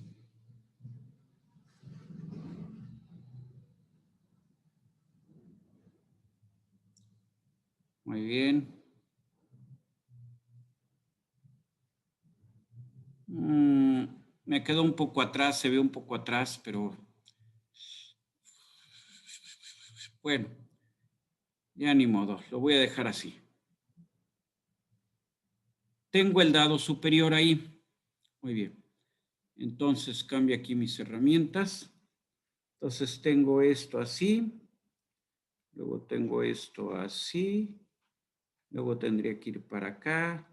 Y luego iría desde por aquí hasta acá. Bueno, ya me quedó este dado. Esta parte me quedó media fea. Bueno, ahí está. Muy bien, ¿qué voy a hacer yo? El único que se mueve aquí, ¿quién es? El único que se mueve es el dado superior. El dado inferior, ¿cómo está? El dado inferior está fijo. Entonces, el único que tiene movimiento es el dado superior. Al bajar el dado superior, ¿qué va a hacer? Va a aplastar el material. Al aplastar el material, ¿sí? ¿Qué es lo que vamos a tener? Lo que vamos a tener es que esta pieza que estaba en naranja, muy bien, voy a dibujar una vez que baje el dado, ¿sí? Una vez que baje el dado, voy a dibujar con otro color, voy a dibujar con rojo. ¿Qué le va a pasar al espesor de la pieza? Perdón, cambio mi elemento de dibujo. ¿Qué le va a pasar al espesor de esta pieza? ¿Se ensancha? La pieza se ensancha y el espesor, vamos a ponerlo así, espero que quede ahí, no sé si queda la idea. ¿Qué pasó con la pieza? La pieza se ensanchó. En realidad se va a barrilar un poco, ¿sí? Muy bien. ¿Cómo me quedó ahora? Me quedó más ancha, pero también se va a alargar un poco, ¿sí? Entonces, también se va a alargar un poco, ¿sí? Entonces, va a haber una zona en donde está la transición, en donde cambiamos del espesor que tenemos ahorita, del espesor deformado al espesor que teníamos antes, ¿no? Vamos a cambiar de este espesor, ¿sí? De este espesor al espesor que teníamos anteriormente. Muy bien, de alguna manera lo voy a tratar de hacer. Entonces, acá abajo también le cambio el ancho. O sea, no se vería tanto en la parte de abajo, pero de alguna manera, para que se entienda la idea, le cambio el espesor.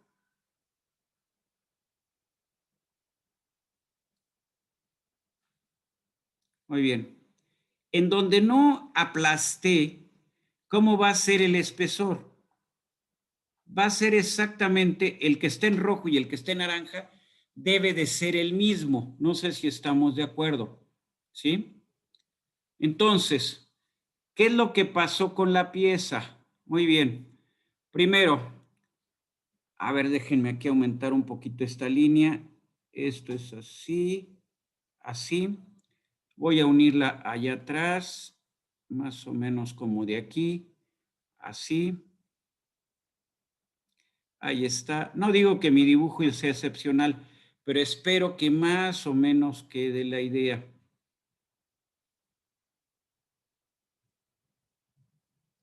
Muy bien.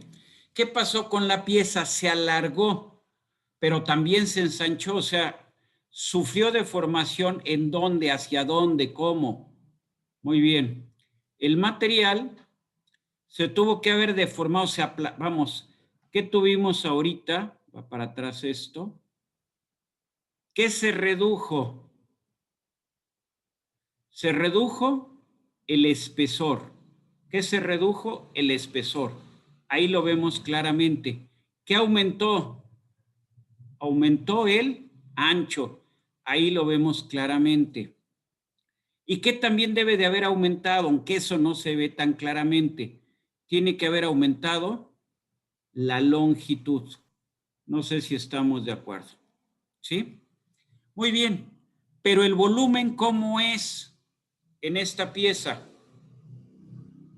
Estamos en una deformación plástica.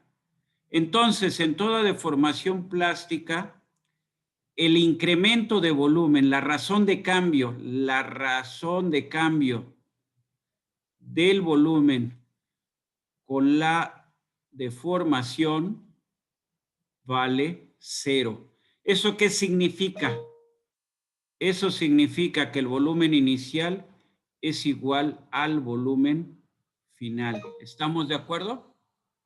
Muy bien. Entonces, vamos a decir que aquí, ¿qué ejes, cómo quieren que los manejemos? Voy a poner aquí ejes con otro color.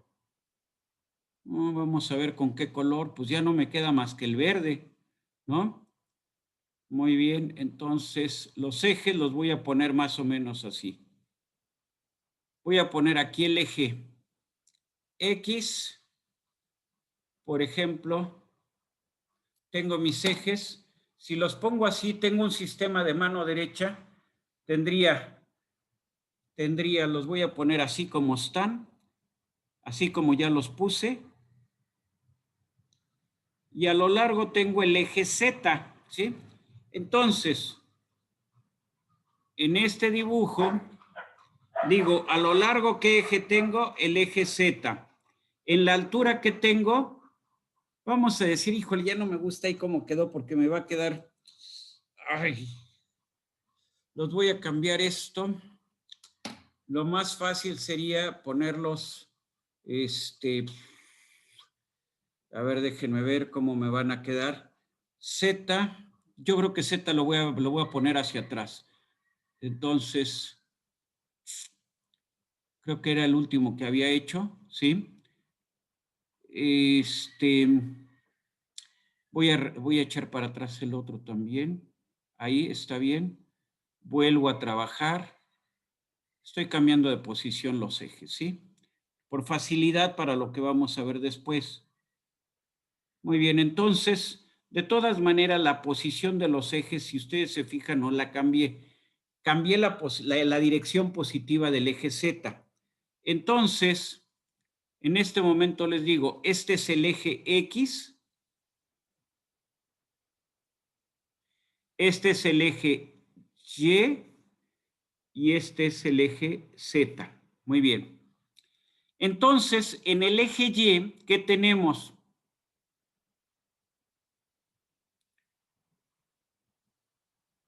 En Y, la deformación en el eje Y es igual al logaritmo natural del espesor inicial entre el espesor final, ¿no? No sé si estamos de acuerdo.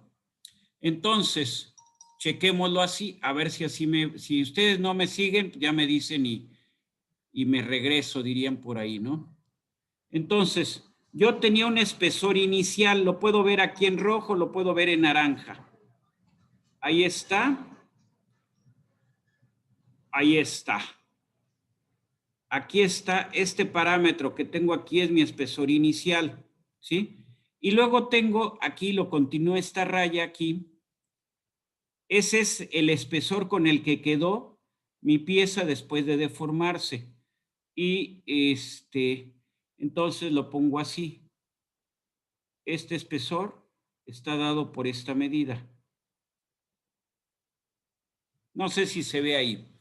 Y entonces yo puedo decir, yo tengo aquí un espesor final o espesor deformado y tengo aquí con la pieza original, tengo un espesor inicial, ¿sí? Y la deformación, ¿cuánto vale? Vale el logaritmo. Ahora cambio de eje y ya hablo en el eje en X. X y Y son el plano de deformación prácticamente. Y entonces digo, la deformación en X es igual al ancho, voy a cambiar el color, ¿sí? ¿Qué ancho tenía la pieza originalmente? Voy a bajar mis líneas, ya sé que ya se hizo un embrollo de líneas. Yo tenía un ancho originalmente. Bajo mis dos líneas, espero que se vea claramente. ¿Sí? Tenía ese ancho originalmente, o lo podría ver aquí en rojo también en la parte de atrás. Y ahora tengo un ancho diferente. Yo creo que lo voy a ver en otro lado este ancho. Si quieren lo puedo ver aquí en rojo o lo puedo ver en la figura en naranja. Ahí tengo los anchos iniciales. Voy a usar la figura en rojo. Este es el ancho inicial, ¿sí?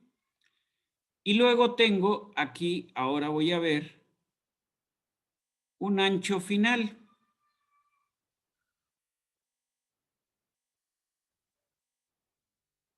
Muy bien. Entonces, ahí tengo, no me gustó esto, lo echo para atrás. Voy a ponerlo más abajo todavía para que quede clarito el ancho. Ahí está. Muy bien. Entonces, a esto voy a llamarlo ahorita 2B, porque así me conviene para lo que vamos a ver posteriormente. Esto es 2B final, ¿sí?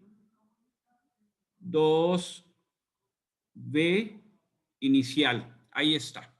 Entonces, la deformación en X va a estar dado por el logaritmo natural de, y aquí tengo un error, ahorita tengo que corregir, BF, B0. Voy a corregir ahorita, aquí, muy bien, regreso al color con el que estaba ahí trabajando. Siempre es final entre inicial, entonces aquí lo puse mal.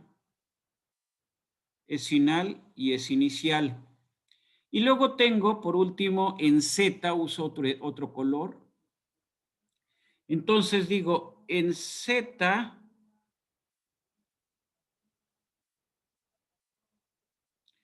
¿qué tengo? Le llamo simplemente deformación en Z. Y esto es igual al logaritmo natural de la longitud final de la barra entre la longitud inicial. ¿Sí? Entonces, ¿cómo podría ver la longitud inicial? Ahorita nada más deformé un pedazo de lingote.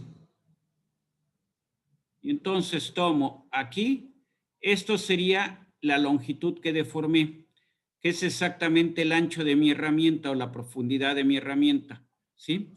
Pero al aplastar el material, este valor o el material incrementó su longitud. Incrementó su longitud, ¿sí? Entonces voy a continuar esto, no me gustó, va para atrás. Entonces, lo vuelvo a poner desde acá. Entonces, lo vuelvo a trazar desde acá. La barra, al deformarse, aumentó su longitud, ¿sí? Podría tomar toda la barra, deformarla toda y tomar toda la barra o solamente lo que tengo ahí en el dibujo. Y entonces, ¿qué digo? Tengo aquí la longitud inicial y tengo aquí la longitud final. Bueno, longitud final, ¿cómo es con la longitud inicial? Tiene que ser mayor y en el límite igual. Muy bien. Ancho final, ¿cómo es con respecto al ancho inicial? Tiene que ser mayor y en el límite igual, ¿sí? Entonces, ¿qué? Esto. Y luego, el espesor final, ¿cómo es? Tiene que ser menor, para que haya forja, tiene que ser menor que ¿quién? El espesor inicial, ¿sí? Muy bien. Entonces, muy bien. Entonces el volumen inicial es igual al volumen final. ¿Esto cómo lo expresaríamos? Diríamos espesor inicial por 2B, ancho inicial, por, ¿cuál era el otro parámetro? Longitud, ¿no? Longitud inicial es igual a espesor final, ¿sí? Espesor final, ¿por quién? Por 2, ¿qué? Por 2, esta vez la hice muy grande, la voy a quitar. Deshacer, deshacer, deshacer. Por 2, ancho final, por longitud final. Muy bien, son iguales estos dos. Hagamos el cociente, ¿sí? Muy bien. Saquemos el cociente de esto. A ver, el cociente de esto nos va a quedar ¿cómo? Nos va a quedar así. Voy a ponerlo así. Lo voy a separar. H0 entre HF, que multiplica a B0 entre BF, 2 en el numerador y 2 en el denominador, lo mando a volar, ¿no? Y luego me queda longitud final, perdón, inicial, ¿no? Una disculpa. A ver. Entonces, longitud inicial entre longitud final. Este es otro paréntesis. ¿Y esto a cuánto va a ser igual? Muy bien, es igual a 1, ¿no? Hasta ahí, ¿qué les parece? Pues creo que no tenemos mayor problema, ¿no? Entonces, ahora saco el logaritmo natural de todo esto, ¿sí? Y lo pongo así, es el logaritmo natural de una multiplicación. Entonces pongo logaritmo natural de HF entre H0 más logaritmo natural de B0 en BF más logaritmo natural de L0 en LF. ¿A cuánto va a ser igual esto? A 0, ¿no? Muy bien. En esta ecuación que ya tenemos, en realidad, ¿qué es lo que estamos aquí definiendo? Alguien explíqueme, en esta ecuación, ¿qué tenemos? ¿Con qué podría sustituir? En esta ecuación, ¿qué es lo que tengo ahí? Ah, pues ya lo habíamos descrito anteriormente. Aquí, Profe, dígame. creo que es al revés el logaritmo natural de h, ¿no? Tienes toda la razón, ya quiero poner el despeje, discúlpame. Qué bueno que te fijaste, es que luego ya quiero yo ya hacer los despejes. Entonces, aquí nada más regresamos, estamos, entonces aquí es H0 y aquí es HF. Si quieren, mejor borramos, porque si no sucio muchas líneas y todavía encimadas, no se puede. Ahí está. Muy bien. H0 y HF, ¿no? Tal cual. Muy bien. Perfecto. La igualdad que tenemos en verde, ¿hay algún problema? ¿Alguien que no esté de acuerdo? ¿Alguien que esté inconforme de esta igualdad que tenemos aquí? Nadie está en desacuerdo. Entonces, ahora, ¿qué es lo que tengo ahí? En realidad lo que tengo ahí es la suma de 3 deformaciones, ¿sí? Fíjense, la deformación plástica, ¿sí? En el caso de deformación plástica nos dice que la razón de cambio de volumen con respecto a la deformación tiene que ser igual a 0. De lo que sabemos nosotros es que vamos a decir, la deformación en X, si lo vemos así, esto significa, perdón, tengo que hacerlo aquí. Esto significa que la deformación en X más la deformación en Y más la deformación en Z es igual a 0. Eso es exactamente lo que llegamos, ¿sí? Esa ecuación que acabo de poner en naranja es exactamente la que habíamos llegado, ¿sí? Muy bien. Ahora, divido, ¿cuál es mi variable de entrada? ¿Cuál es la variable que yo controlo? El cambio de espesor. O sea, a final de cuentas, voy a quitar algunas líneas porque esto ya es un verdadero menjurje que ya no se ve nada. Voy a quitar las primeras que puse, que eran las que iban en color naranja.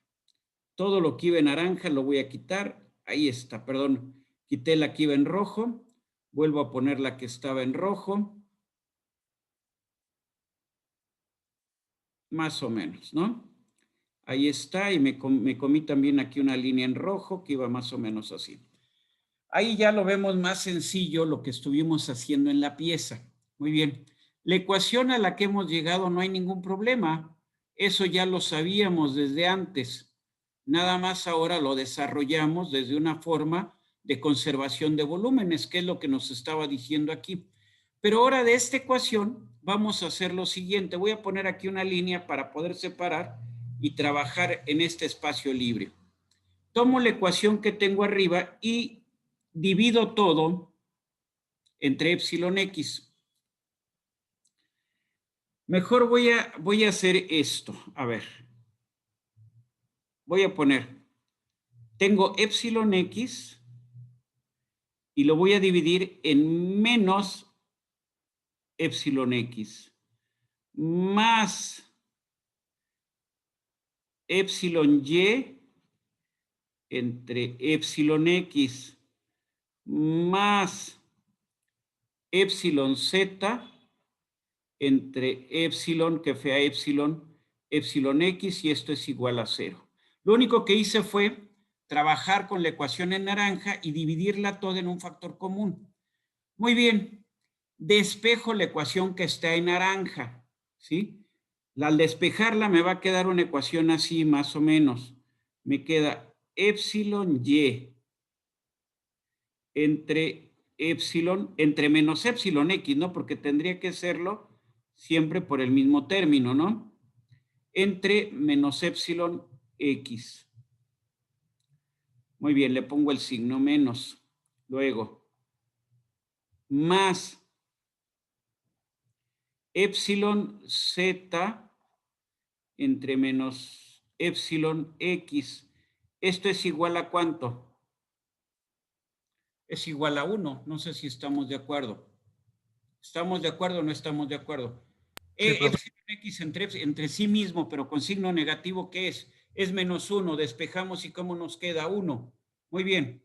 Luego, ¿cuál es mi variable de entrada? Muy bien. Híjole, ya aquí no me gustó cómo quedó. Discúlpenme, aquí estoy cometiendo un severo error. ¿Cuál era la variable de entrada? No era epsilon x, yo aquí estoy cometiendo un error. ¿Cuál era la variable de entrada? ¿Qué es la variable? ¿Cuál es la variable que yo controlo? El cambio de espesor, ¿no? Y el cambio de espesor, ¿qué eje es? Yo ahí me estoy yéndome con otro eje. El cambio de espesor, ¿qué eje es? Es El eje el Y. Entonces, discúlpenme, esto era dividido, vamos a cambiarlo, esto era entre, no era epsilon x, era entre epsilon y y epsilon y. Epsilon y, ¿por qué? Porque es la variable que yo controlo. Muy bien, menos epsilon y lo pongo aquí. Menos epsilon y. ¿Cómo calculo los epsilon? Los calculo con el logaritmo. Si yo quiero cambiarle el signo al logaritmo, ¿qué hago? Menos epsilon y va a ser igual al logaritmo natural ¿de quién? De espesor inicial entre espesor final. ¿Cómo es el espesor inicial con respecto al espesor final? Pregunto. ¿Cuál es mayor de los dos? Evidente. El inicial es mayor que el final. Entonces, este logaritmo, ¿cómo va a ser? Va a ser un número positivo. ¿Estamos de acuerdo? Muy bien. Entonces, estrictamente, y yo creo que aquí ya me voy a tener que borrar el dibujo porque ya no me alcanza el espacio. Epsilon x, ¿qué representa? X es el ancho de la pieza. Aquí tenemos el parámetro x o el eje x. ¿X qué es? X es el ancho de la pieza. Z, ¿qué es? Ahí está, es el largo de la pieza. Entonces, al término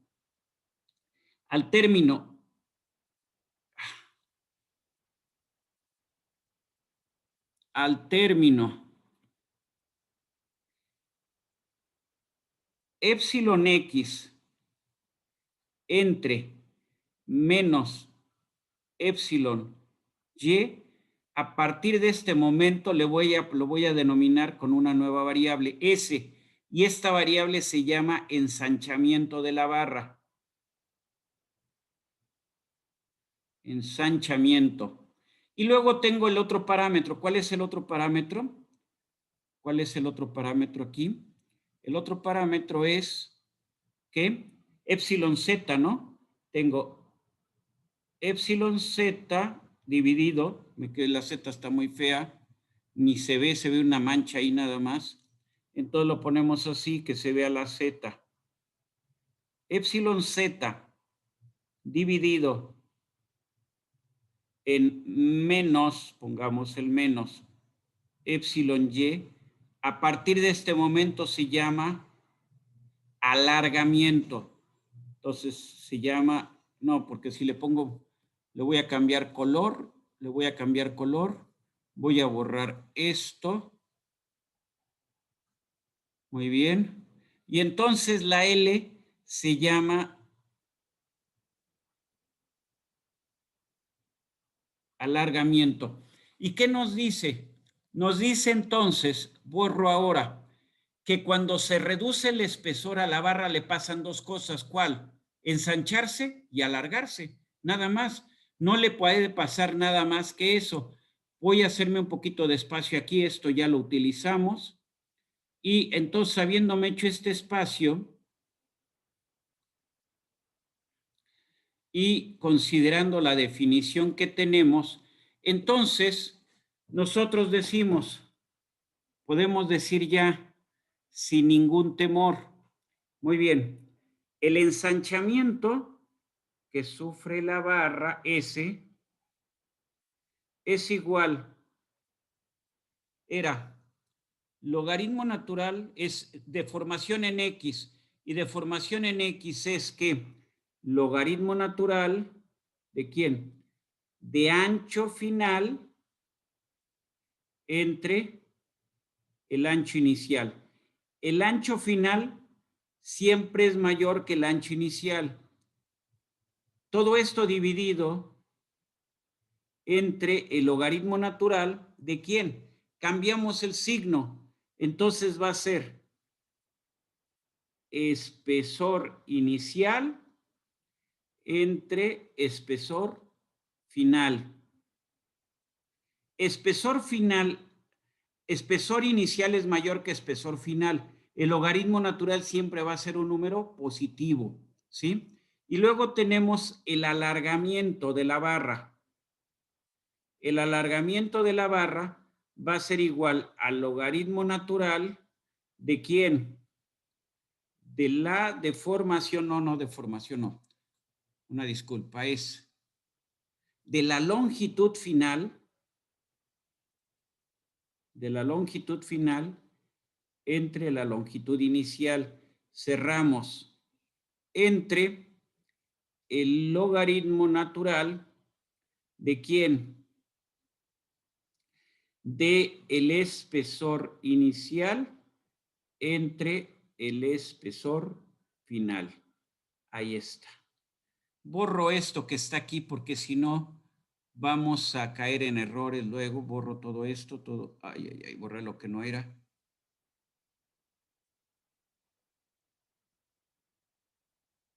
Borro todas las líneas que ahorita me están estorbando para entender lo que estoy haciendo. Regreso acá donde estaba. Y entonces, reitero, perdón, aquí está esto mal, está completamente mal. El paréntesis va aquí nada más, ¿no? Ahí. ¿Estamos de acuerdo en esa ecuación?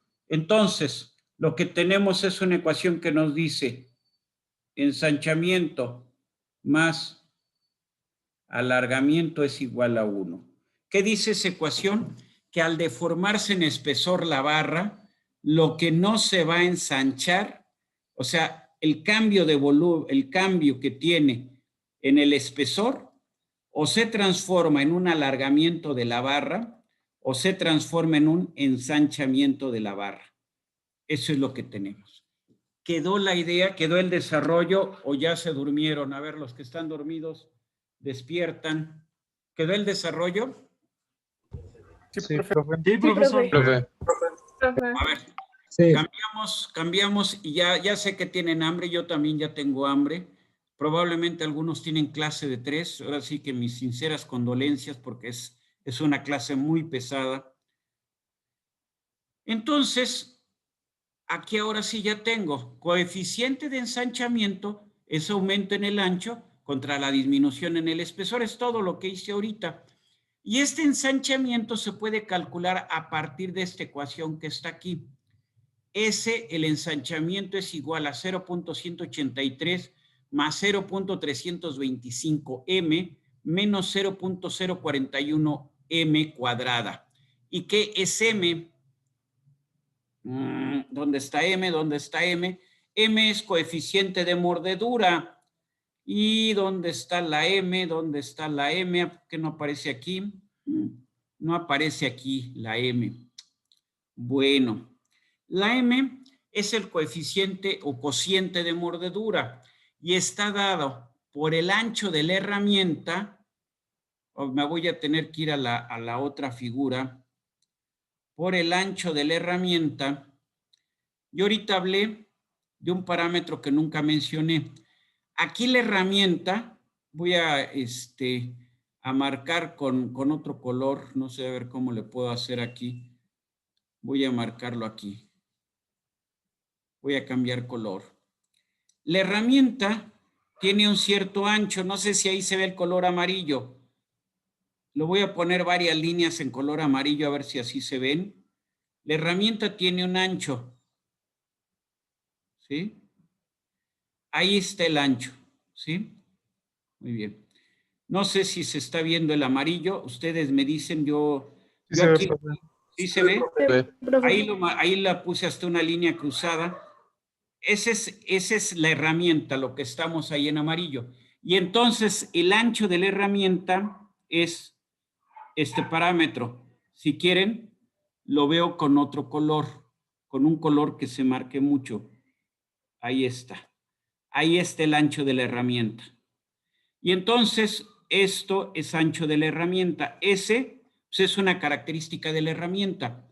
Y entonces decimos, la mordedura, si mal no recuerdo,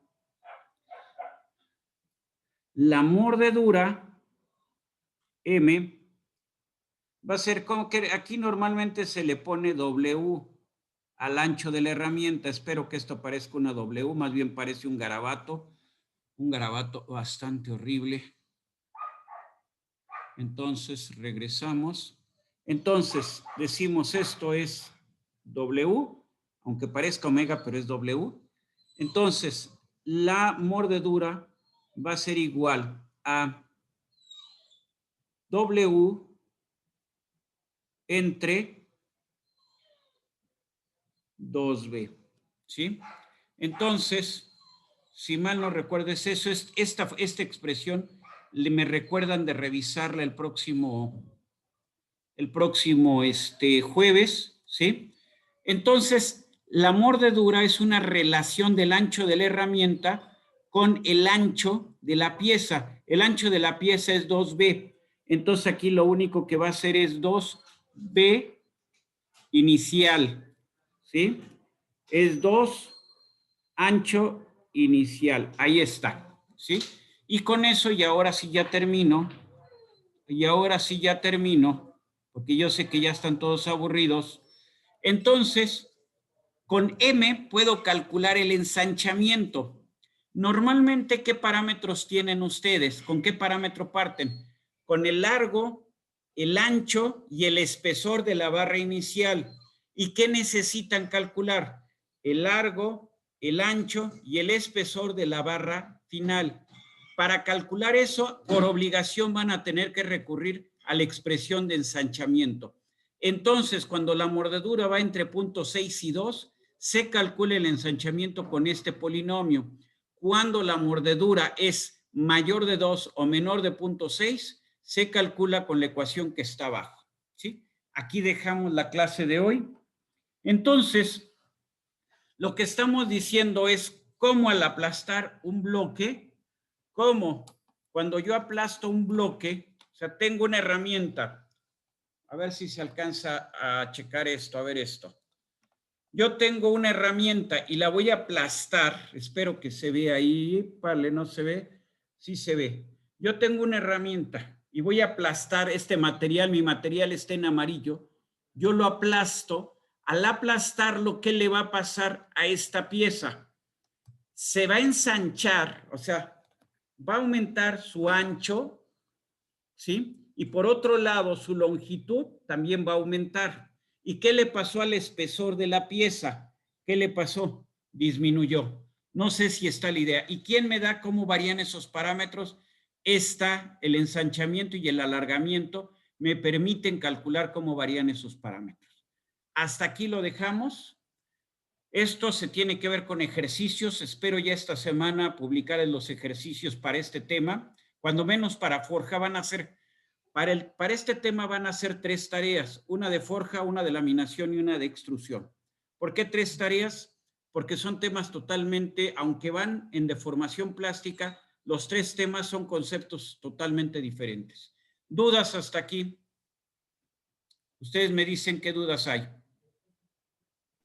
¿No hay dudas? No, profe. Bueno, Profesor. No, profe. eso significa que están bien aburridos. Entonces, si están bien aburridos, mejor aquí la dejamos. Nos vemos el próximo jueves. Pásenla bien. No tengan muchas tareas, espero. Por lo menos no. Profe, Dígame usted. entonces el jueves, ¿cómo vamos a hacer el examen, profe? El jueves, que no me están diciendo que el 29. Perdón. Sí, el 29.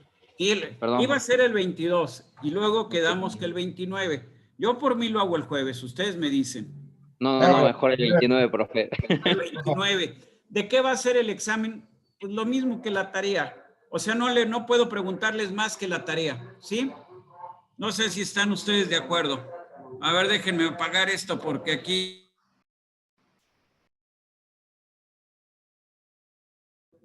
Yo luego tengo aquí muchos sonidos ambientales, desafortunadamente, pero aquí nos tocó vivir. Entonces, examen el 29, de este jueves al otro, ¿sí? Ok. Este jueves debe de aparecer, o mañana, miércoles, aparece la segunda tarea, que va a ser de forja. Con la segunda tarea ya van a tener idea, pues, dónde están las dudas. Ahorita no tienen ni la más remota idea de dónde están las dudas. ¿Quedamos de acuerdo? Sí, profesor. Sí, profe. Sí, A profe. comer y a descansar o a prepararse para la siguiente clase. Pásenla muy bonito. Cuídense Nos mucho, vemos. cuiden a su familia. Gracias. Ándale, hasta luego. Gracias, profe. Gracias, profesor. Profesor, hasta luego. Bye, Gracias, profesor. Hasta luego, profe. bye, hasta luego. Profesor, Dígame. ¿me puede pasar su correo, por favor? Armando O, ya saben, pura minúscula, Armando O, @unam.mx. ¿Lo tiene? Armando O y una O adicional por Ortiz, sin puntos ni nada. Armando O de corridito, @unam.mx. ¿Estamos, Jesús? Sí, una pregunta más. Dígame ¿Cree que usted. pueda platicar con usted 10 minutos? Pues, a ver, dígame, ahorita ya no queda nadie más que usted. A ver, dígame, platíqueme. Es algo personal, profesor. A ver, dígame. Es que todavía está grabando la sesión. A ver, déjame ver, es que ya cuando estoy así, marca como que estoy grabando, porque según yo ya ahorita ya dejé de... A ver, mire, si quiere, híjole, ¿cómo le hacemos? Es que aquí me da a finalizar la reunión para todos, salir de la reunión. ¿Qué otra cosa puedo hacer acá? Vista, nada más tengo esto. Vista, galería, cambiar a pantalla completa. Aquí estoy en pantalla completa. Salir de pantalla completa. Ahí estamos saliendo de pantalla. Aquí. Compartir pantalla. Pausar. Está detenida la grabación, ¿eh? Aquí dice pausar, detener grabación.